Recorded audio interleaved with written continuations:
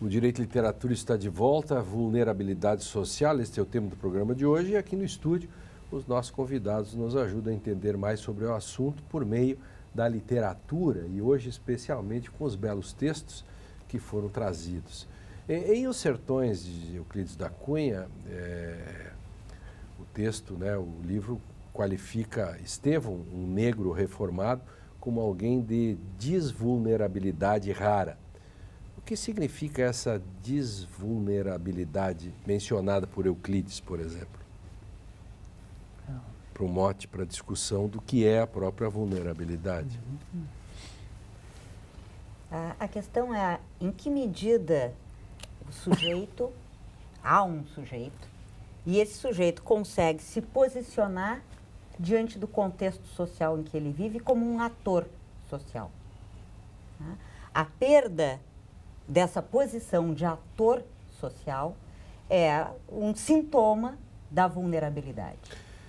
Então, se poderia dizer também que o sujeito tem que ter o que perder também, porque quem não tem o que perder, que esse é um problema, por exemplo, da indignidade.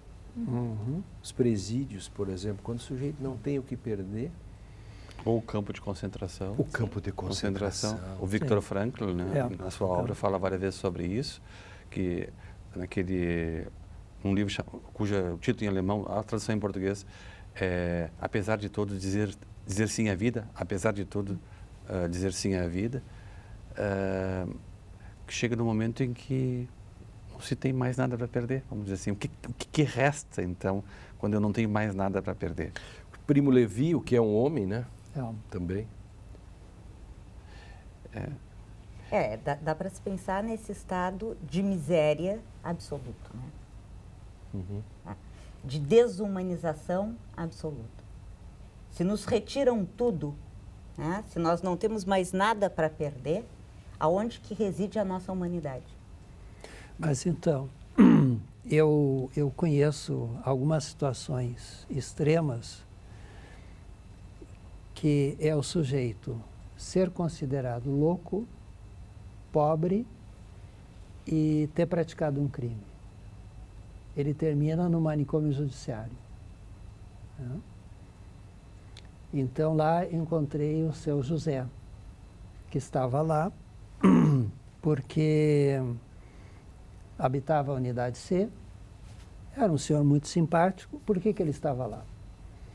Ele tinha encontrado uma senhora moradora de rua que nem ele, olhou para ela, ficou com muita pena dela, isso diz nos autos, e a matou.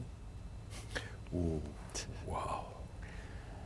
E quando eu estava lá, fazendo meu estágio como jovem, um dia chego e estava um alvoroço.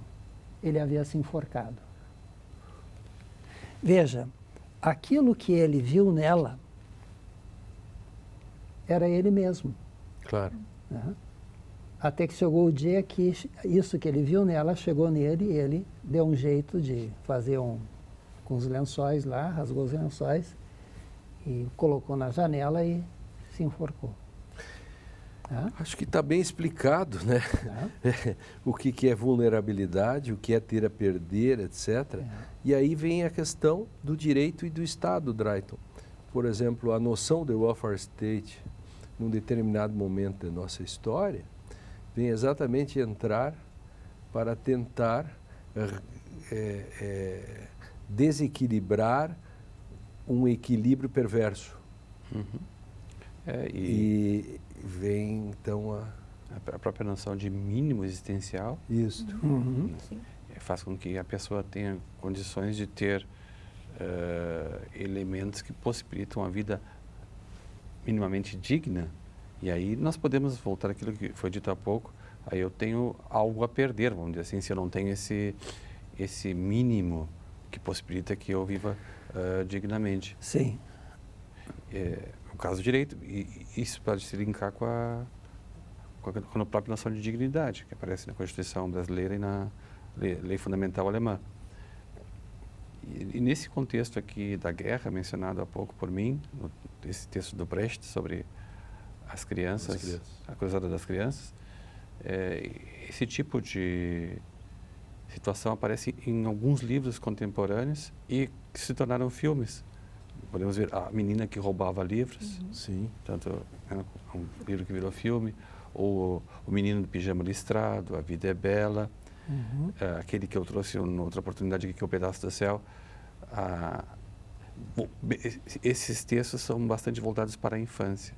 A infância como um lugar de grande fragilidade, de grande vulnerabilidade. Sim, certamente. E um período da vida que merece uma proteção a mais, vamos dizer assim.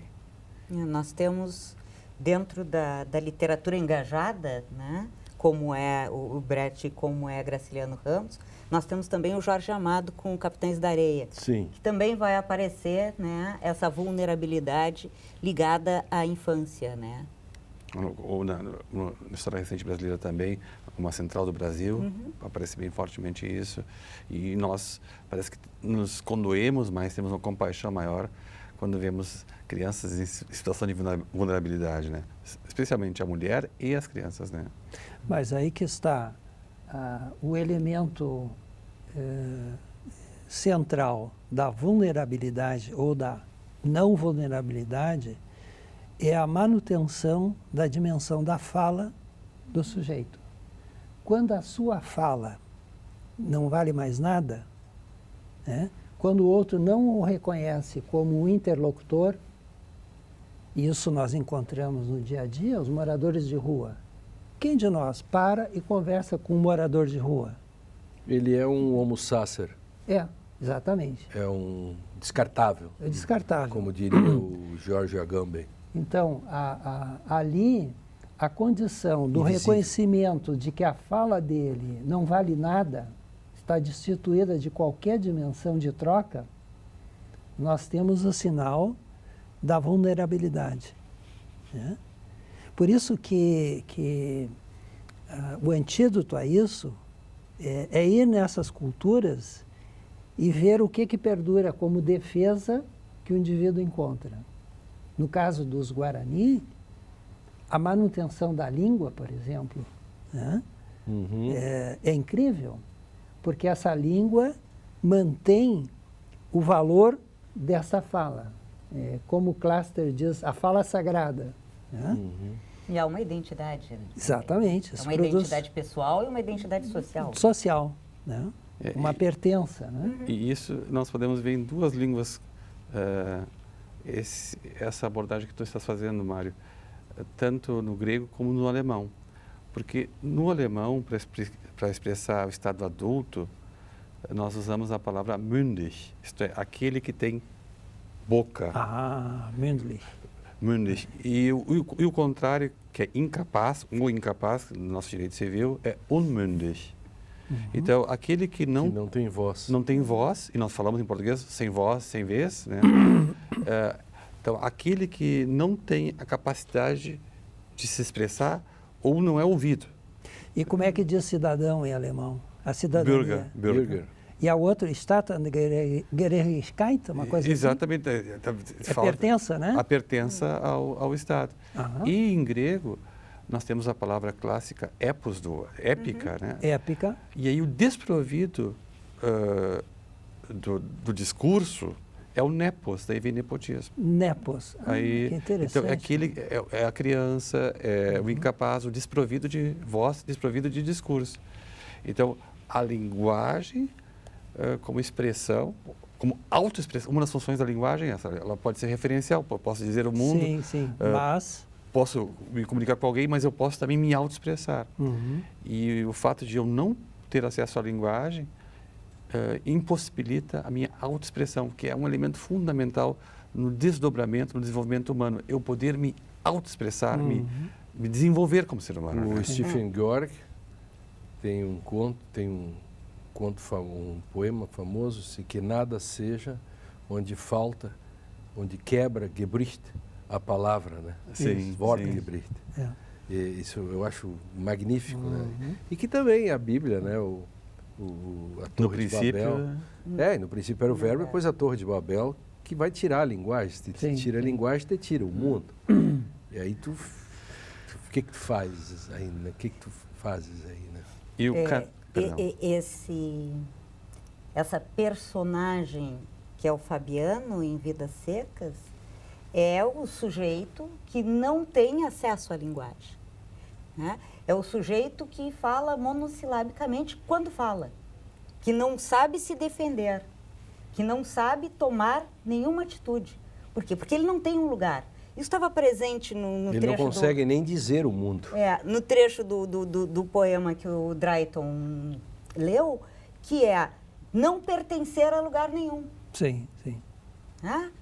A ausência de pertencimento. De a algum referência, lugar, né? Sem né? referência. A ausência de identidade, a ausência de linguagem.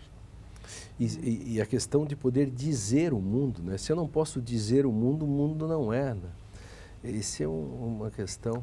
É um exercício próprio de apropriação do mundo, o fato de eu poder dizê-lo e através da fala, de nominar o que me circunda, de eu me sentir em casa. O Gadamer tem um texto maravilhoso sobre língua materna e terra natal. A terra natal como sendo aquele lugar onde eu posso usar a minha língua materna. Uhum. Quando eu estou em casa. Quando estou em casa, quando eu volto às minhas origens, quando eu vou visitar meu pai e minha mãe, eu posso usar a linguagem mais natural possível da minha infância, das minhas referências, sem dar explicação. Agora, se eu estou num contexto que não é o meu, eu vou ter que usar mais linguagem para poder me sentir em casa. E não vou me sentir em casa. Mas vejam uma coisa interessante, né? Nós temos o paterno presente em tudo, né? Sim, mas Mas a língua é materna. A língua é materna, né? A língua é materna. Nós falamos em patrimônio, nós falamos em função paterna, nós falamos... O adjetivo paterno, ele está presente em diversas situações. O adjetivo materno só está presente na língua, né? E com uma força brutal. Claro. Né, Mário? E isso teve uma evolução, porque um tempo se chamava sermo patris. Então, era o discurso do pai.